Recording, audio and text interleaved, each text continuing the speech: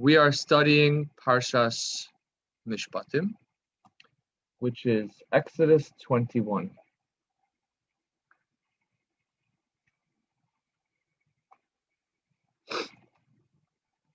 And the beginning of our Parsha is an introduction to the Jewish legal system.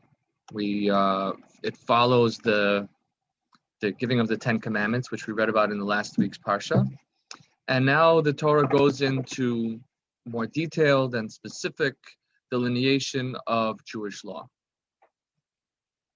And these are the statutes which you shall place before them. Ve'ele hamishpatim asher tasim lifnehem.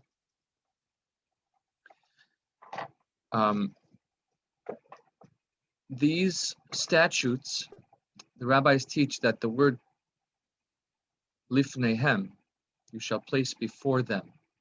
Ve'ele hamishpatim asher tasim lifnehem. These are the statutes which you shall place before them. What does that mean, to place statutes before them? So there are three interpretations. One interpretation is what the Talmud says, that when a person has a dispute, a legal dispute with a fellow Jew, they have to bring their case before them, before a rabbinical court, and not before a secular court, even if the rabbinic law and the secular law are the same. That we have a mitzvah to bring our disputes before a rabbinical court. It's quite problematic. I don't know if people realize the nature of the Torah's, how strictly the Torah views the prohibition against taking a fellow Jew to court, that is, to secular court. It should be in a rabbinical court. And today there are rabbinical courts still today. You can go to Beis Din and have your case decided. And of course, what's required is that both parties participate in good faith. Okay, so when and where is appropriate to consider taking a case somewhere beyond the Beis Din is beyond the scope of this discussion, but suffice to say that our first instinct should always be, the halacha expects us to take it to the Beis Din. Lifnehem, these are the statutes which you shall place before them. That's interpretation number one. Interpretation number two, asher tasim lifnehem, means that you should, Rashi says, you should lay out the statutes before them, like a set table, like a Shulchan Aruch. It should be clear and detailed and specific, not vague that they have to grasp for it, but it should be before them, clear and laid out. And the third interpretation, the interpretation of the Baal Shem Tov, Asher tasim lifnehem, these are the statutes which you shall place before them.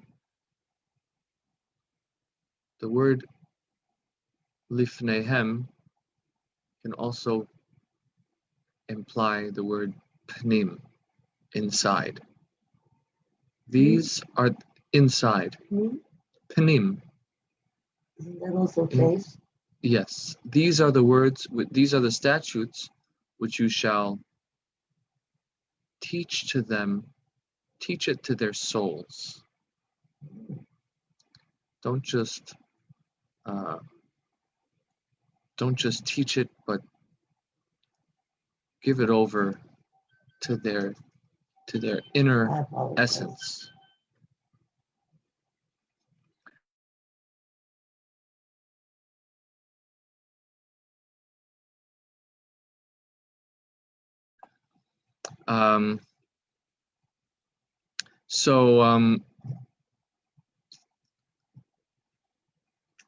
When we So the three interpretations. One is bring your case to a Beis Din, to a Jewish court. The second one is when you teach the statutes, you should teach them in a clear and explicit way, with all the explanations necessary. And the third interpretation is that you should teach it, when you teach these laws to your students, you shouldn't teach it externally. You should teach it with spirit to their spirits. So I think that's okay, interesting. But when we consider what is being said here, when we consider what are these laws that we're talking about, I think it bears analyzing. Of course, we know that the Torah divides its laws into three categories: Eidos, Chukim, and Mishpatim. Eidos are rituals that have symbolic significance. Chukim are the aspects of Jewish law that transcend reason. Don't mix milk and meat together. Who knows what that is? Why we do that?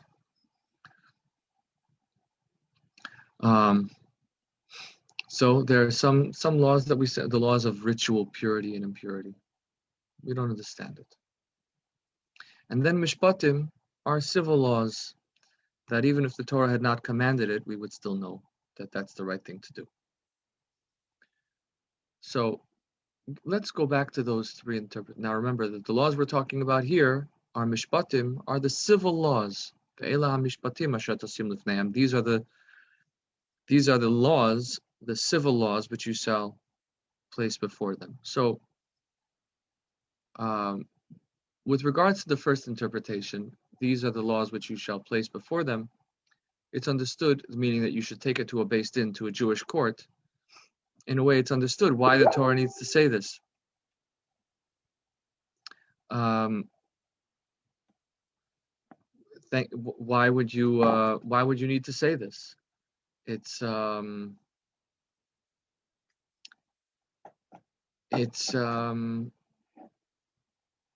because it's obvious. No one would consider taking a question of kosher laws to a non-Jewish court, or a question of Sabbath observance to a priest. You wouldn't go to a non-Jewish environment to ask these questions. So it's quite obvious that that's the case. So you have to say that even though these are logical laws that you would think that are the same in, if the law books explicitly state that it's the same as Jewish law, and in many cases even derived from Jewish law. So the rabbis need to tell us, no, you have to take it to a Jewish court, which, okay, we still have to understand why it makes a difference if the law is the same. But with regards to the other two explanations, that the laws need more explaining.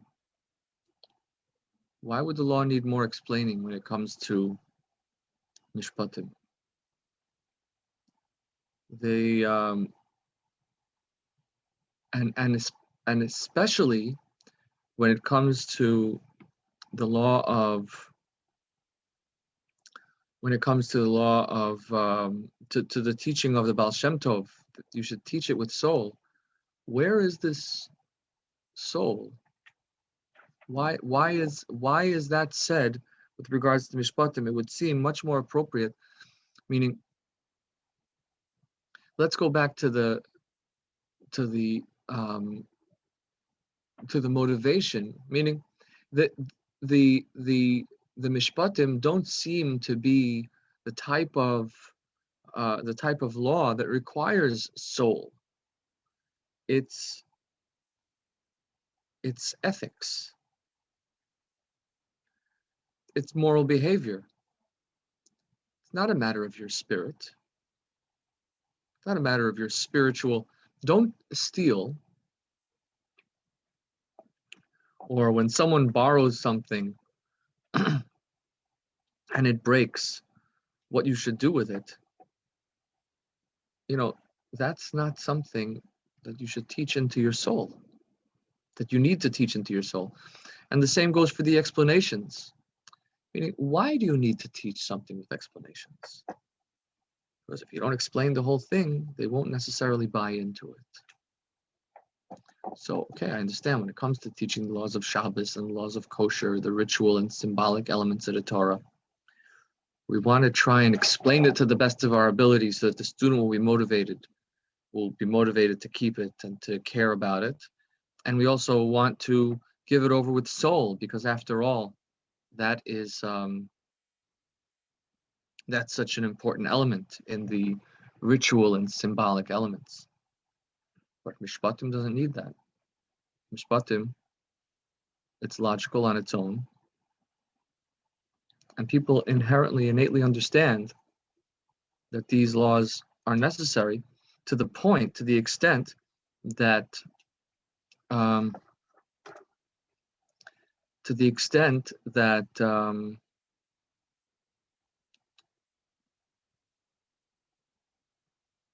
that the Talmud concurs. It admits that it's possible that the secular court and the Jewish court could have the same rule. So that means that we're saying that these are inherently logical and anybody could figure it out themselves. You don't need to be a rabbi to know this. So let's go back to understanding the nature of the statutes. There's two ways when we talk about the laws that are that don't have a logical explanation. Let's say the laws of kosher or the laws of ritual impurity. There are two ways of approaching the illogical aspects of the Torah. One is to say, I do what I understand to the best of my ability, but I also recognize that my understanding has limits. And if somebody who is much smarter than me tells me to do something, even if I don't understand it, I'll listen to them, because I recognize the limits of my understanding, and I trust that this person is wise. So this is one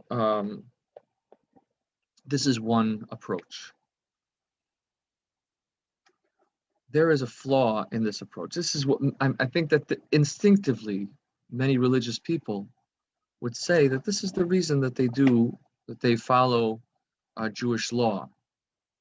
They simply because they understand that the rabbis who came before us were very wise. God knows best.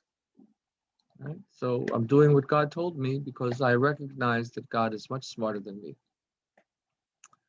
So